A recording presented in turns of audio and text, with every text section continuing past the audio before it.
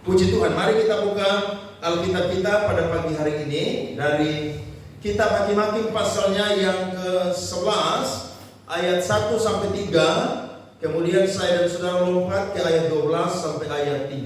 Saya tidak akan bisa baca semua karena akan panjang sekali, tapi sebentar saya akan menjabarkan firman Tuhan ini, dan saya yakin ada banyak dari saudara yang sudah pernah dan sering kali baca Kitab Hakim-Hakim, dan kita pasti sudah tahu kisah ini tentang seorang anak muda yang hebat, namanya adalah Yefta.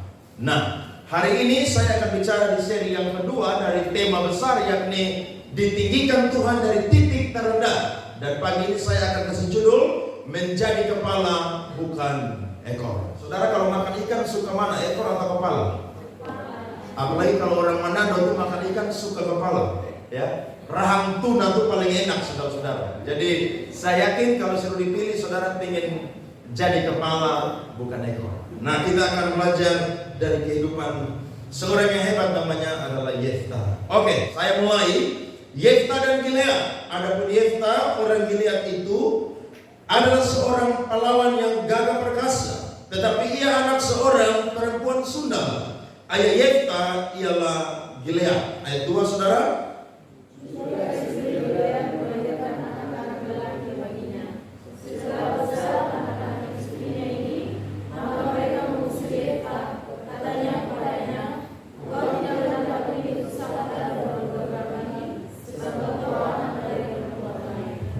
Maka larilah Yefta dari saudara-saudaranya itu dan diam di tanah Tob. Di sana berkumpullah kepadanya petualang-petualang yang pergi merampok bersama-sama dengan dia. Saudara 12, lompat, mulai.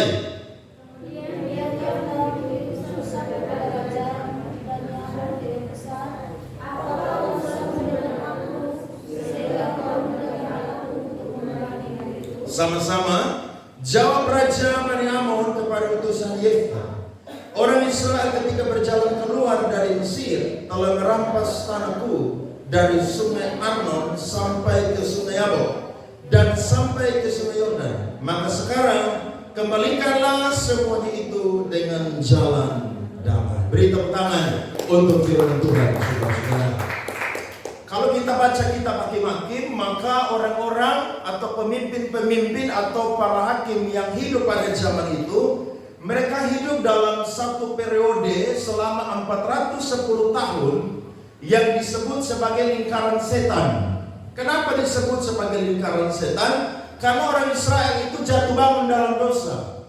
Waktu Yosua meninggal, tidak ada pemimpin, maka mereka itu melakukan apa saja yang menjadi keinginan hati mereka, tanpa lagi mereka itu mengingat peraturan atau rambu-rambu hukum Taurat yang telah Tuhan berikan kepada mereka. Jadi kurang lebih di mana orang-orang yang hidup pada zaman itu, mereka hidup dari tahun 1375 sampai 1050 sebelum Masehi, ketika orang Israel pada zaman itu masih merupakan perserikatan suku-suku. Sehingga para teolog berkata bahwa Kitab Hakim-Hakim adalah mata rantai penghubung antara zaman Yosua dengan zaman kerajaan atau zaman monarki dan juga zaman teokrasi. Kita akan belajar, saudara-saudara, menurut tradisi Samuel yang menulis kitab ini. Karena Samuel adalah hakim yang sungguh-sungguh luar biasa, sehingga dia melihat bagaimana kehidupan pada zaman itu dan dia membukukannya. Dan menurut tradisi orang-orang Yahudi, Samuel yang disebut sebagai penulis kitab Hakim-Hakim.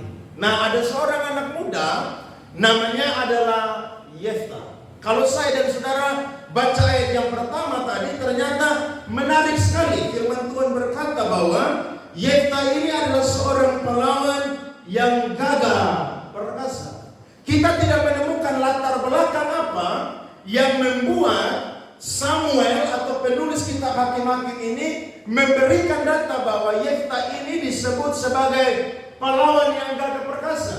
Karena seorang pahlawan atau orang yang diberikan gelar sebagai seorang pahlawan, apalagi gagah perkasa, maka dia adalah orang yang sudah melakukan banyak pertempuran, dan setiap pertempuran dia tidak pernah kalah.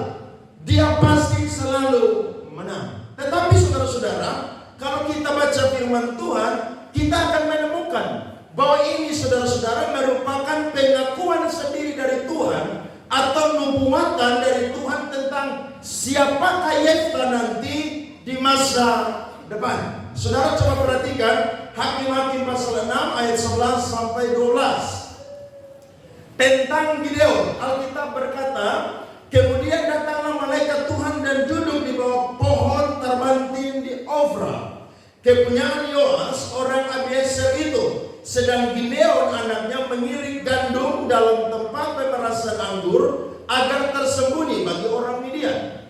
Maka malaikat Tuhan menampakkan diri kepadanya dan berfirman kepadanya demikian, Tuhan menyertai engkau, ya pahlawan, yang apa saudara?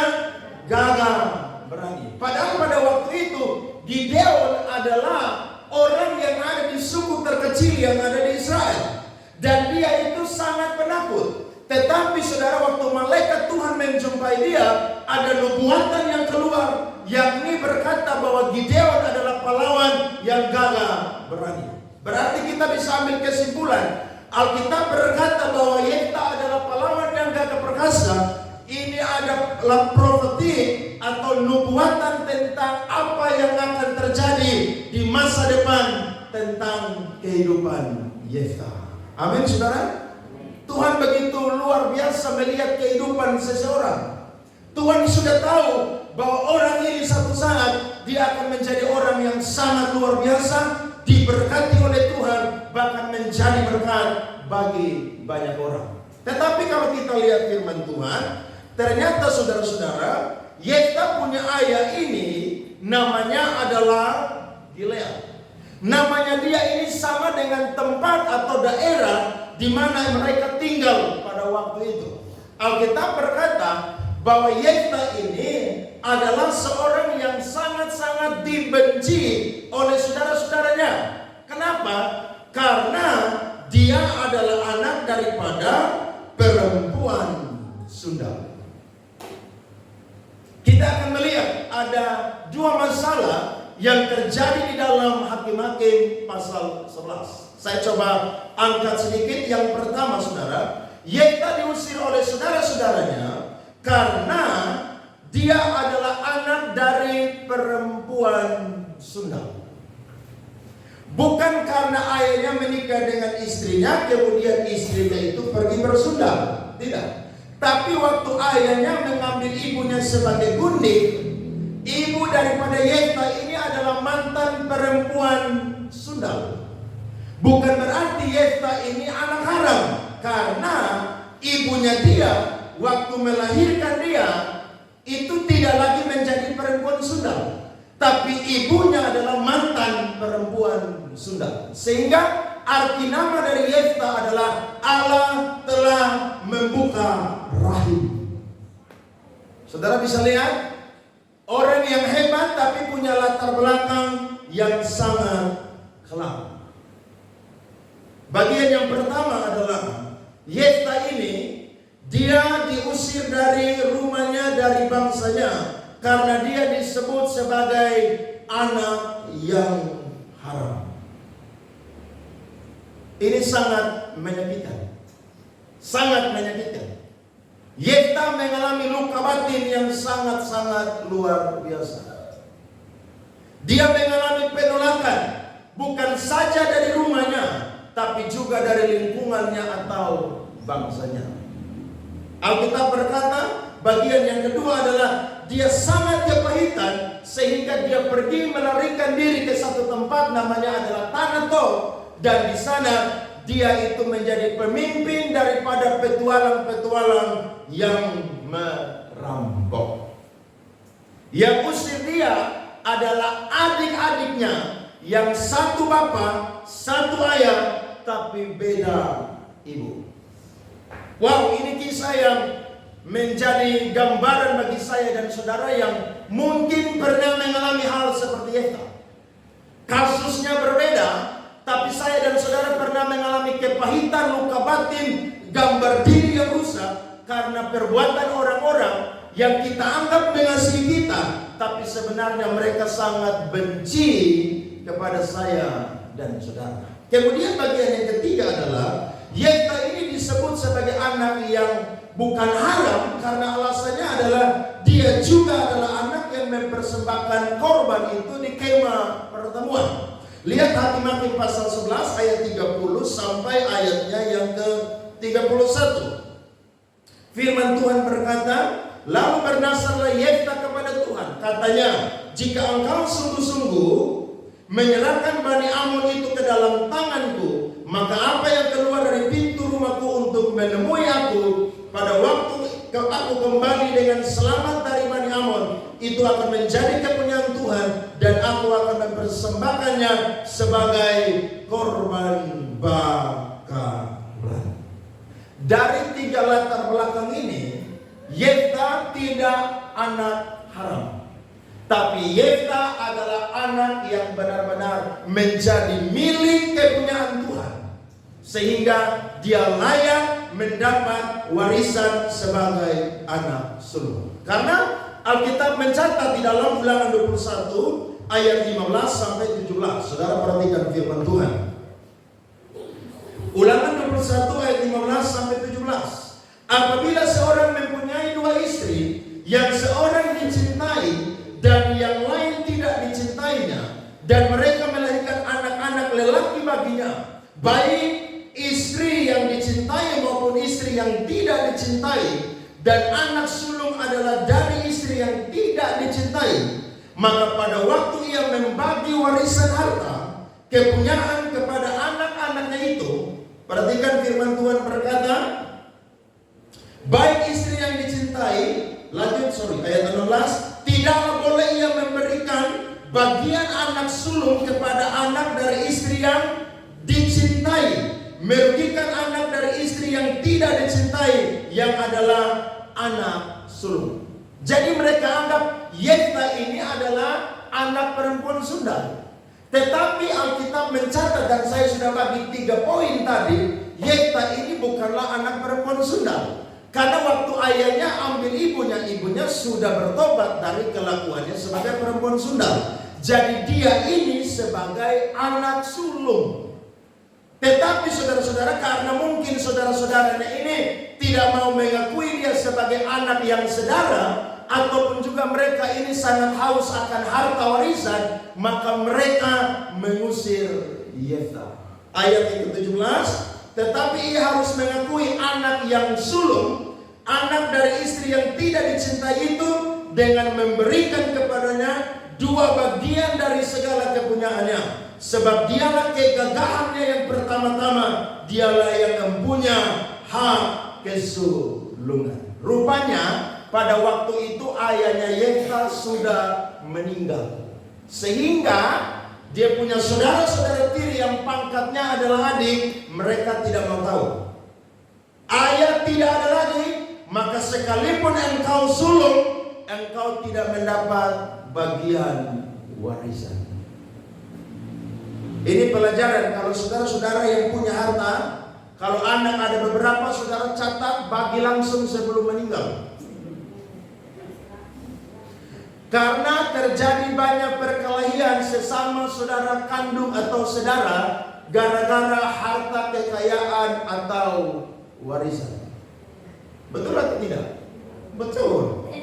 Walaupun anak kandung atau sesama saudara kandung, tapi kalau satu dapat paling sedikit, bahkan dia tidak dapat, saudara, itu orang tua mati, mereka satu dengan yang lain tidak mau kenal satu dengan yang lain. Iya kan?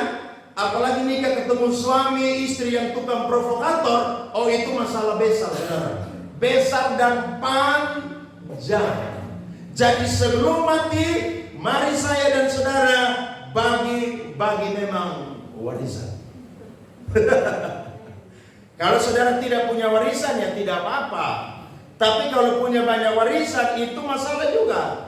Saudara akan mendengar bahwa orang-orang yang ribut itu bukanlah orang lain, tetapi sesama saudara atau keluarga kandung. Karena mereka berebutan harta. Saya kembali kepada firman Tuhan. Yefta lari saudara ke satu tempat namanya adalah Tanah Tob. Nah, di situ saudara dia berkumpul dengan para petualang.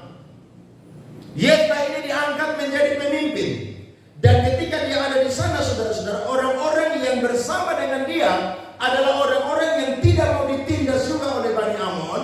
Sehingga mereka ini berkumpul. Jadi orang-orang yang sangat kepahitan, mengalami penolakan, mengalami penindasan. Mereka berkumpul sama-sama. Nah, saudara tahu, kalau orang yang mengalami masalah kumpul sama orang yang punya masalah, itu jadi apa, saudara? Jadi masalah. Jadi masalah. Saya tuh 7 tahun di Jakarta. Dan saya lihat banyak orang-orang dari timur, Papua, Ambon, Sulawesi, Kupang, NTT. Mereka nakal di sini, saudara. Mereka tidak punya kesempatan, saudara, untuk bisa eksplor diri mereka dengan kenakalan. Jadi waktu mereka ke sana, saudara, mereka kumpul sesama dengan yang nakal dari sini. Apa pekerjaan mereka, saudara? Pajak, tagih uang, debt collector. Yaitu pekerjaan yang baik, saudara, karena ada orang yang utang tidak mau bayar. Tapi saudara tahu, dasarnya karena mereka ini memang sudah nakal, mereka tidak mau tahu. Lu tidak kasih berarti darah, lu tidak kasih berarti tewas. Nah, saudara lihat, orang kalau kumpul sesama orang yang sakit hati, kepahitan, gambar diri rusak, merasa ditindas, merasa ditolak, mereka akan melakukan kejahatan. Dan Alkitab berkata, Yefta dan teman-teman dia ini, saudara, mereka ini pergi merampok. Dan kebanyakan orang-orang yang tinggal di daerah sebelah timur Yordan, itu ada suku Ruben, suku Gad, dan juga setengah suku Manase, adalah orang-orang yang beternak pekerjaan mereka. Sehingga Yefta dan teman-temannya yang perampok ini, mereka melakukan kejahatan, saudara-saudara, yakni mengakibatkan orang-orang yang ada di wilayah itu, mereka mengalami banyak sekali kehilangan binatang ternak, bahkan pekerjaan mereka itu, saudara, hilang. Gara-gara perbuatan siapa? Yefta dan teman-teman. Manusia semua itu baik. Tapi kadang-kadang manusia juga yang merusak atau membuat seorang itu bisa berubah dari baik menjadi jahat. Bisa, kenapa? Karena ada hal-hal yang membuat dia itu mengalami luka batin yang sangat luar biasa. Tapi saudara-saudara, kita akan lihat bahwa ternyata masalah sesungguhnya yang kedua yang menjadi cara Tuhan supaya Yefta ini mengalami peninggian dari Tuhan adalah latar belakang Yefta ini dipakai untuk bisa dia menjadi seorang pemimpin yang luar biasa. Nah, ada seorang raja Bani Amon ini, dia ribut sama orang-orang Israel yang ada di tanah Gilead. Karena dia klaim bahwa tanah di mana orang-orang Gilead itu tinggal itu adalah milik daripada dia. Sehingga saya dan saudara perhatikan ayat 17 dari Hakim-Hakim pasal 11. Ketika itu orang Israel mengirim utusan kepada raja negeri Edom dengan permintaan, izinkanlah kiranya kami berjalan melalui negerimu ini. Tetapi raja negeri Edom tidak mau mendengar. Mereka mengirim juga utusan kepada raja negeri Moab, tetapi raja ini apa, saudara? Menolak. Nah, saudara lompat di ayatnya yang ke-19.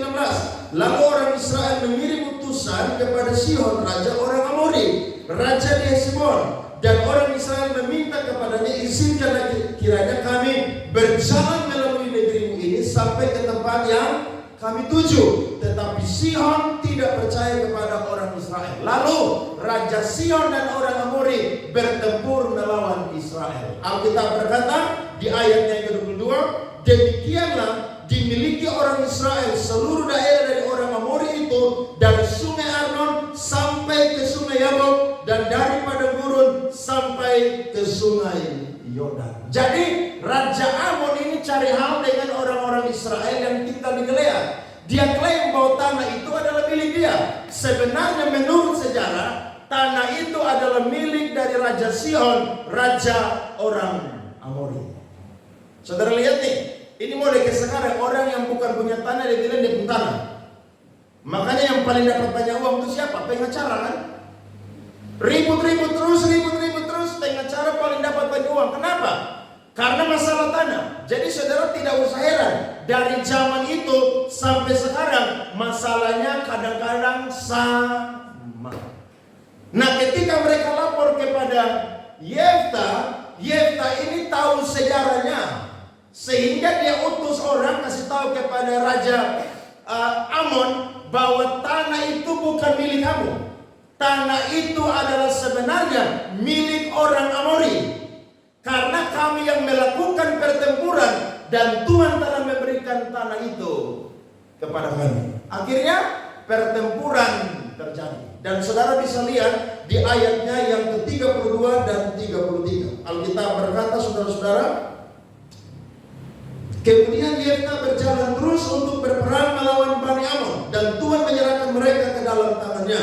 Ia menimbulkan kekalahan yang amat besar di antara mereka, mulai dari Aron sampai dekat Bini, 20 kota banyaknya, dan sampai ke Abel Keramim, sehingga Bani Amon itu ditundukkan di depan orang Israel. Dari seorang anak perempuan yang disebut perempuan sundal berubah menjadi seorang kepala perampok. Tapi ternyata Tuhan itu sudah menubuatkan di ayat yang pertama tadi bahwa Yefta ini bukan anak perempuan sundal. Yefta selamanya tidak akan jadi perampok, tapi dia akan jadi pahlawan yang gagah perkasa. Amin.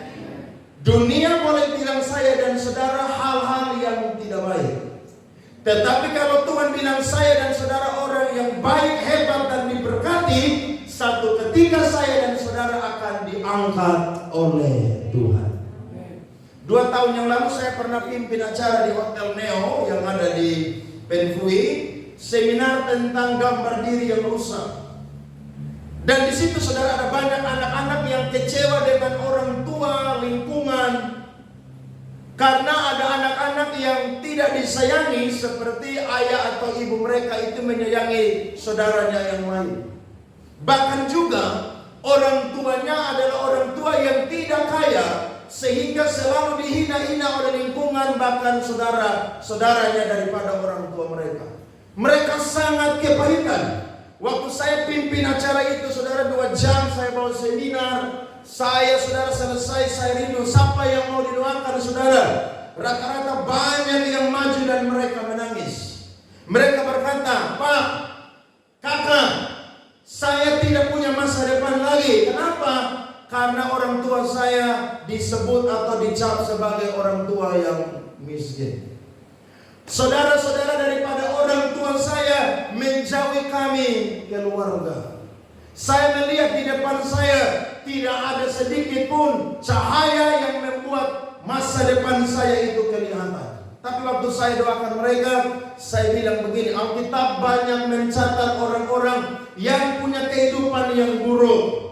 Tapi ketika Tuhan punya rencana dalam kehidupan mereka, Tuhan sanggup merubah mereka. Dari titik terendah hidup mereka, Tuhan angkat mereka, saudara, tinggi dan menjadi berkat bagi banyak orang. Saudara lihat, anak yang disebut perempuan pelacur, kepala pemimpin perampok yang menyusahkan banyak orang. Tapi ternyata Tuhan rubah hidup dia, saudara-saudara, mengalahkan orang-orang Amon yang begitu banyak. Dan akhirnya Yefta, saudara-saudara, dihargai oleh saudara-saudaranya, bahkan juga orang-orang sebangsanya. Nah, dari kisah ini kita akan belajar 2 pelajaran. Mengapa, saudara-saudara, Yefta ini bisa yang namanya menjadi anak yang diangkat dari titik terendah dalam hidupnya, dari ekor menjadi kepala. Yang pertama saya bisa bagi adalah karena Tuhan memulihkan hati Yefta yang terluka. Tuhan tidak akan bekerja kalau hati seseorang itu dipulihkan oleh Tuhan. Kenapa? Karena sumber, saudara, masalah kita ada di mana, saudara? Hati. Bagaimana saudara bisa benci orang, dendam orang, kepahitan orang? Karena hati saya dan saudara itu terluka. Hati saya dan saudara itu, saudara, pernah dikecewakan. Bahkan Mazmur berkata, Amsal berkata, saudara yang disakiti itu lebih susah dihampiri daripada kota atau tembok dari musuh untuk dihampiri. Kenapa? Karena memang kalau orang sakit hati, saudara-saudara, itu susah sekali disembuhkan. Susah. Hanya Tuhan saja yang bisa memulihkan hati seseorang yang terluka. Sehingga Alkitab berkata, Yefta ini dijumpai oleh saudara-saudaranya dan juga pemimpin-pemimpin orang-orang yang ada di Gilead untuk dia itu bisa menjadi pemimpin atas mereka. Saudara lihat ayatnya yang ke-10. Lalu kata para tua-tua Gilead kepada Yefta, demi Tuhan yang mendengarkannya sebagai saksi antara kita, kami akan berbuat seperti katamu itu. Maka Yefta ikut dengan para tua-tua Gilead. Lalu bangsa itu mengangkat dia menjadi kepala dan panglima mereka. Tetapi Yefta membawa seluruh perkaranya itu ke hadapan Tuhan di Mizpah. Yefta sangat sakit hati, tapi karena Yefta ini memang kenal Tuhan. Buktinya dia tahu sejarah tentang perjalanan orang Israel. Sehingga waktu dia dijumpai saudara-saudara, dia itu buat hitung-hitungan dengan mereka.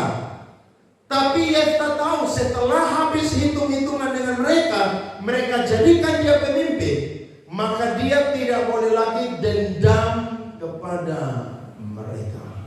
Nah, ini contoh dari orang yang diberkati Tuhan dan akan diangkat Tuhan model kayak Yefta ini.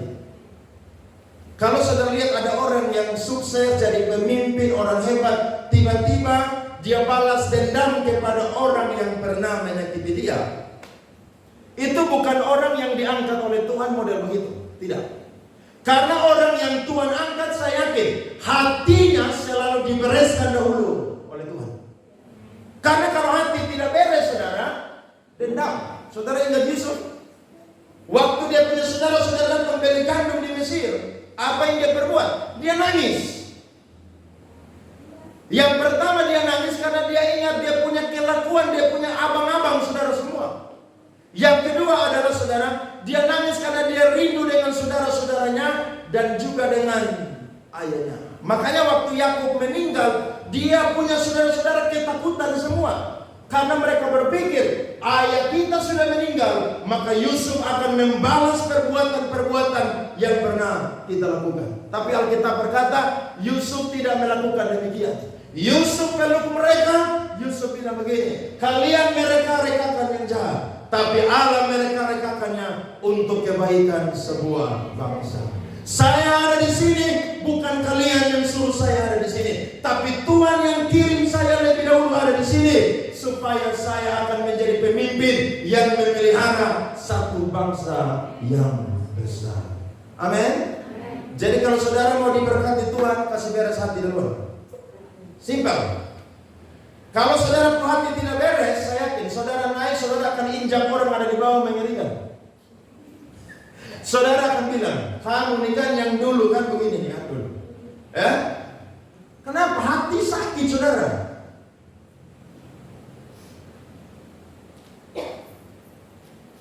Lihat ada orang yang karena korban pacaran diputusin saudara, sakit hati saudara. Waktu dia menikah saudara, dia akan balas dendam kepada pasangannya. Dia bilang, dulu saya pernah disakiti oleh seorang perempuan, nanti saya nikah, saya akan balas perbuatan ini kepada istri saya. Kenapa? Karena kepahitan. Wajah boleh berseri, tapi hati itu tidak bisa dibohongi. Tapi yang luar biasa saudara, Tuhan sembuhkan Yefta punya hati. Salomo bilang, jagalah hatimu dengan segala kewaspadaan, karena dari situlah terpancar kehidupan.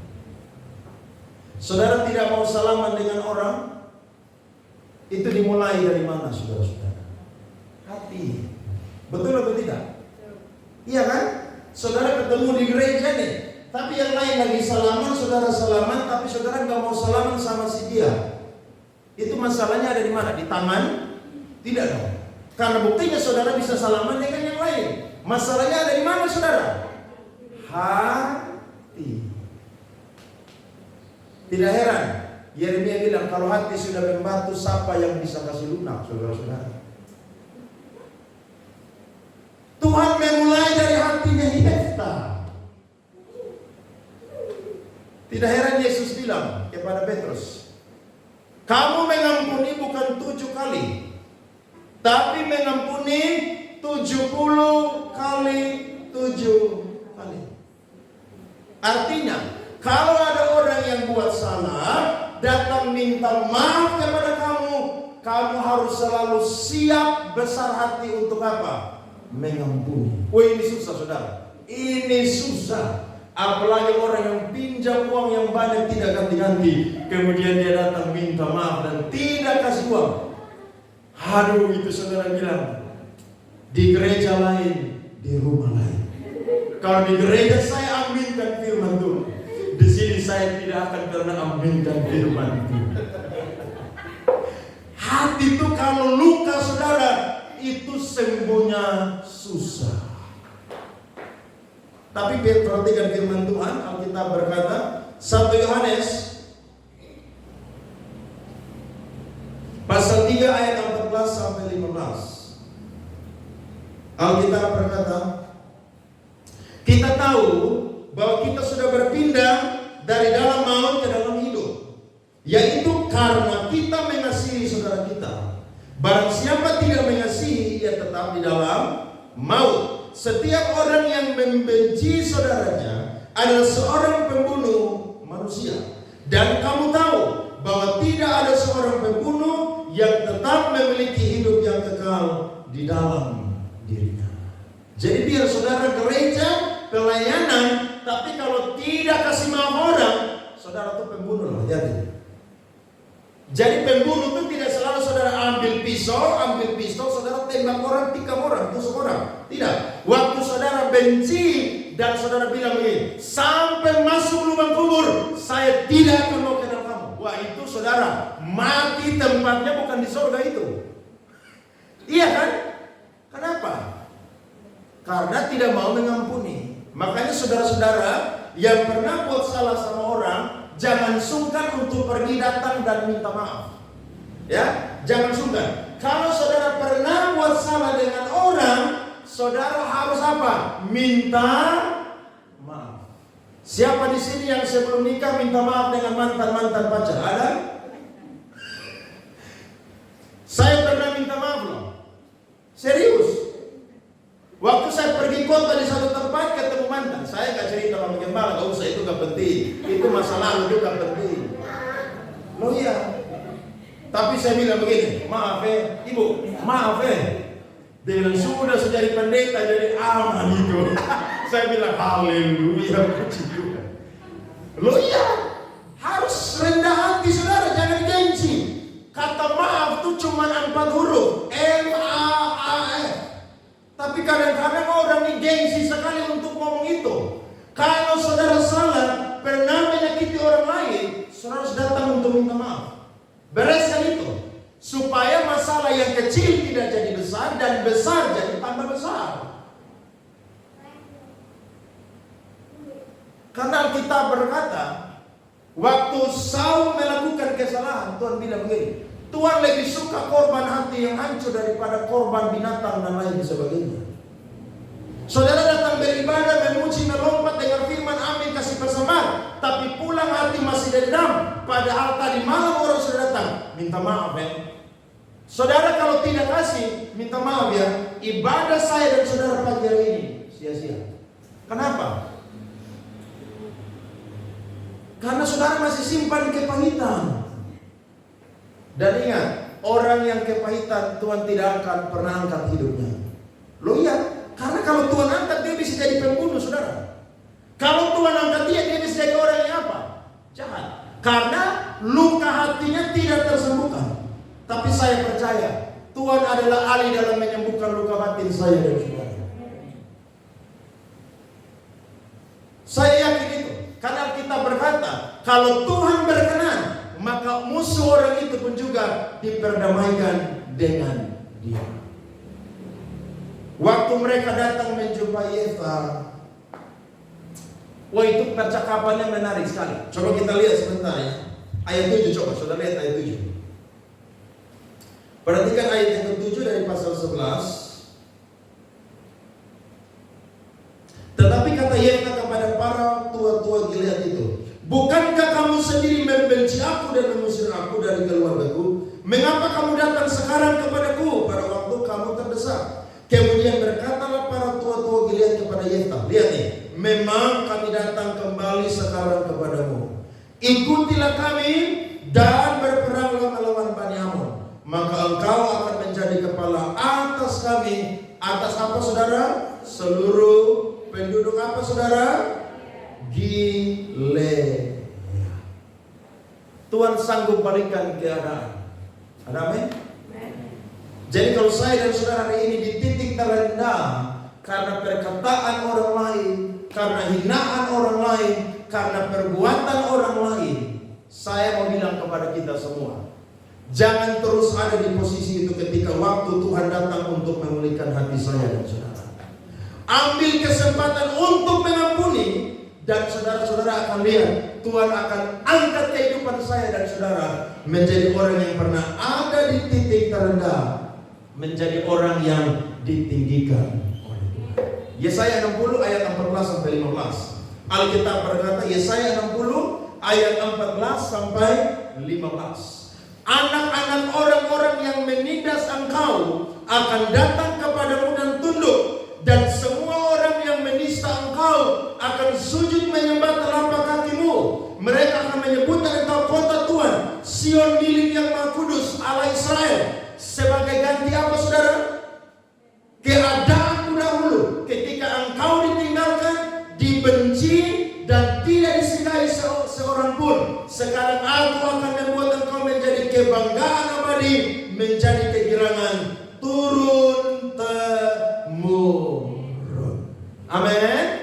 Jadi kalau ada orang yang pernah hina saudara, benci saudara, usir saudara, bully saya dan saudara, saudara bilang begini, tunggu waktu Tuhan. Saya yakin satu saat Tuhan akan pulihkan keadaan saya, pulihkan hati saya, dan saya akan lihat bagaimana saya tidak ada di titik terendah lagi, tapi saya akan ada di titik di mana Tuhan angkat saya, dan saya akan jadi berkat. Amin. Jadi sabar ya. Sabar. Setiap keadaan itu punya waktu masing-masing. Bahkan setiap luka saudara itu punya waktu masing-masing. Kemarin saya coba baca ulang saya punya buku tulisan dari Robert Schuller. Robert Schuller adalah gembala yang ada di Amerika, dan dia punya gereja namanya Christ Cathedral. Saudara tahu waktu dia rintis gereja, dia mulai dari satu orang, istrinya. Dan dia coba sewa tempat bioskop saudara untuk beribadah. Tapi hari Minggu ketika dia beribadah saudara, berbulan-bulan saudara-saudara, ya jemaat yang hadir cuma satu, istrinya saja. Dia yang pimpin pujian, dia juga yang khotbah, dia yang jalankan kolekte, dia juga yang doa berkat. Dia mau menyerah kenapa? Karena ada banyak orang menghina dia. Kamu tidak terpanggil jadi hamba Tuhan. Mengapa kamu jadi hamba Tuhan? Tapi dia tahu dan dia yakin Tuhan panggil saya jadi hamba Tuhan. Tahu saudara? 20 tahun kemudian dia punya jemaat saudara, Tuhan lipat gandakan menjadi 20.000 jemaat. Dan dia bangun gereja yang paling termegah di seluruh dunia. Itu gereja semua terbuat dari kaca dan punya 10.000 jendela. Itu gereja ketika mereka beribadah, mereka bisa lihat langit saudara-saudara. Karena atapnya terbuat dari kristal dan kaca. Waktu dia berkata dalam bukunya dia bilang begini, kalau saya hidup dari perkataan orang-orang pada waktu itu, saya tidak akan melihat bagaimana Tuhan mengubah dan meninggikan kehidupan saya. Tapi saya tahu Tuhan yang panggil saya, maka saya sabar menderita menjadi seorang hamba Tuhan. Saudara tahu, dia adalah hamba Tuhan yang menjadi salah satu hamba Tuhan yang masuk dalam senat setiap presiden Amerika. Setiap presiden Amerika yang dilantik pada zaman itu sebelum dia mati, semuanya selalu didoakan oleh Robert Schuller. Selain dari hamba Tuhan yang bernama Billy Graham. Mengapa bisa demikian saudara? Karena dia sabar dengan proses Tuhan yang ada. Luka dia saudara yang ada di hati disembuhkan. Nah saya coba catat Bagaimana cara Tuhan menyembuhkan luka hati atau identitas diri daripada Yefta? Yang pertama adalah Yefta menyadari bahwa dia itu diciptakan Tuhan dengan cara yang dahsyat dan ajaib. Daud pernah bilang begini, kejadianku dahsyat dan ajaib. Karena memang dia kenal Tuhan. Dan Yefta tahu waktu Tuhan menciptakan manusia, Tuhan bukan cuma ngomong saja, tapi dengan tangan Tuhan sendiri Tuhan itu membentuk manusia. Sehingga saya dan saudara ini adalah ciptaan satu-satunya yang serupa dan segambar dengan Allah. Yefta tahu kejadian dia dahsyat dan ajaib. Jadi kalau ada orang bilang begini, dasar pesek kamu, saudara bilang begini, kejadianku dahsyat dan ajaib. Bisa gak? Saudara jangan bilang begini, iya dulu waktu saya lahir, saya waktu pendek, saya hidup jadi pesek begini. Jangan alasan. Jangan saudara bilang, kejadianku dahsyat dan ajaib. Orang bilang, dasar lu hitam, lu keriting, lu pendek lagi. Saudara tidak boleh marah, saudara bilang begini, kejadianku dahsyat dan ajaib. Karena yang manis itu bukan putih, yang manis itu hitam. Iya kan? Saudara positif aja, gak usah kepahitan, gak usah kenapa? Karena identitas diri saya dan saudara itu sempurna di hadapan Tuhan. Sempurna, sempurna. Ada cerita tentang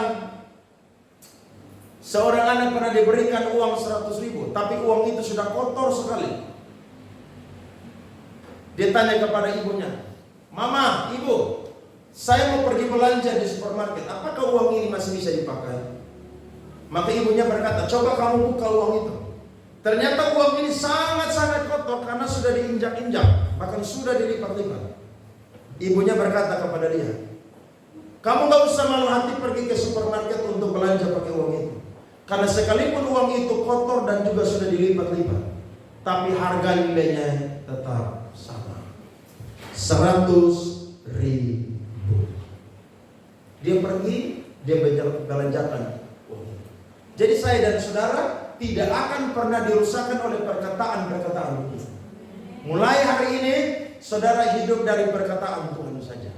Apa janji Tuhan yang pernah Tuhan berikan kepada saudara-saudara, yang pernah saudara terima dan saudara ingat? Pegang itu, yakin percaya, satu saat Tuhan akan balikan keadaan saya dan saudara. Berikan tangan kepada Tuhan. Amin. Jadi kalau ada orang hina-hina saya dan saudara, belajar sabar.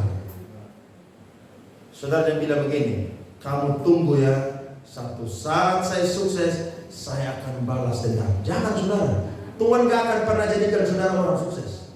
Karena saudara sukses, saudara bukan jadi orang baik, tapi orang jahat. Tapi saudara bilang begini, nanti kalau saya sukses, saya akan berkati kamu, saya akan ajak kamu makan. Wah, itu orang yang pernah hina saudara malu hati. Bahkan saudara bilang begini, di rumah ada berapa orang? Bungkus ya, bawa kasih suka. Saya pernah ceritakan pendeta Wiryo Hadi. Waktu dia nikah sama istrinya, dia punya mertua saudara-saudara tuh hina dia. Karena mereka bilang, kamu mau nikah dengan suamimu pendeta, kamu mau makan apa? Karena memang dia baru jadi pendeta, baru perintisan, jemaat tidak ada. Tapi saudara tahu, dia berdoa pelayanan dengan sungguh-sungguh saudara. Tuhan lipat gandakan jemaat dia saudara. Kurang lebih sekarang dia jemaat ada 18.000 di Tangerang.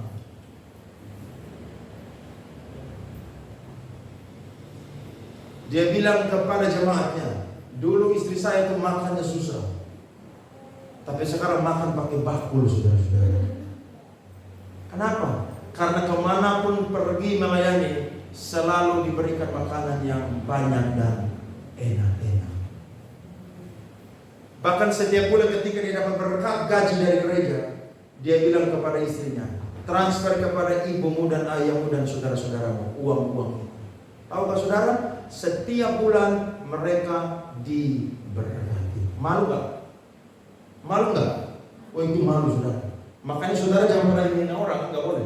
Kalau lihat hari ini orang masih miskin, masih rendah, masih di bawah, jangan pernah saudara hina dia. Karena Tuhan bisa rubah nasib seseorang dalam satu hari, saudara-saudara. Bisa sekali. Nanti saudara yang ada di atas jadi di bawah. Kenapa? Karena ingat, hidup ini seperti roda, saudara. Kadang ada di atas, kadang ada di bawah. Ketika kita ada di bawah, jangan rendah diri. Tapi ketika kita ada di atas, jangan sombong juga. Karena semua kemuliaan hanya bagi Tuhan saja.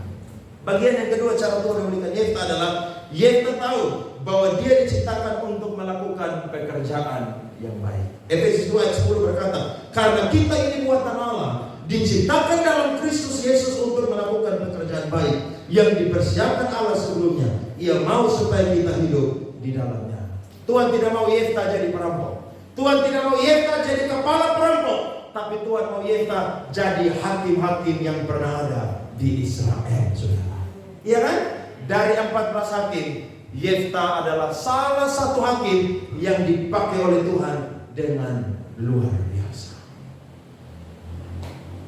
Itu rencana Tuhan dalam kehidupan Yefta, dan saya yakin juga dalam kehidupan saya dan saudara. Ada amin? Saudara punya hati mau sembuh? Kalau saudara datang hari ini dan masih luka hati, saudara bilang, Tuhan tolong sembuhkan hati saya pagi ini. Karena kalau hati gak beres, semua tidak akan beres dalam kehidupan saya. Saudara harus berbesar hati, jiwa harus besar. Orang Jawa bilang apa? Legowo. Relakan aja udah. Saya percaya Tuhan akan punya karya yang besar dahsyat dalam kehidupan saya. Yang kedua, bagaimana Tuhan bisa jadikan Yefta itu kepala bukan ekor? Tuhan memanggil Yefta untuk menjadi pemimpin, dan Yefta meresponi panggilan Tuhan. Saudara lihat ayatnya yang ke-15. Alkitab berkata, dengan pesan beginilah kata Yefta, orang Israel tidak merampas tanah orang Moab atau tanah Bani Amon. Sebab ketika berjalan keluar dari Mesir, orang Israel melalui padang gurun sampai ke laut Teberau dan tiba di Kades. Ayat 9 berkata, lalu roh Tuhan menghinggapi Yefta. Ia berjalan melalui daerah Gilead dan daerah Manasye, kemudian melalui Mispa di Gilead, dan dari Mispa di Gilead ia berjalan terus ke daerah Bani Amon. Konsep perjanjian lama, roh Allah tidak akan tinggal permanen dalam kehidupan seseorang, tapi dia cuma menghinggapi. Nah, hanya orang-orang tertentu saja yang dipilih oleh Tuhan, disitulah roh Tuhan akan hinggap atau menghinggapi. Nah, Yefta, saudara, dia ditentukan untuk menjadi pemimpin. Bagaimana dia bisa menjadi pemimpin? Rahasianya sederhana. Dia harus meresponi panggilan Tuhan dalam hidupnya. Saudara perhatikan pasal 10 di atas, ayatnya yang ke-17. Alkitab berkata, kemudian Bani Amon dikerahkan dan berkemah di Gilead, sedang orang Israel berkumpul dan berkemah di Mispa. Maka para pemimpin bangsa di Gilead berkata seorang kepada yang lain, siapakah orang yang berani memulai peperangan melawan Bani Amon itu? Dialah yang harus menjadi apa?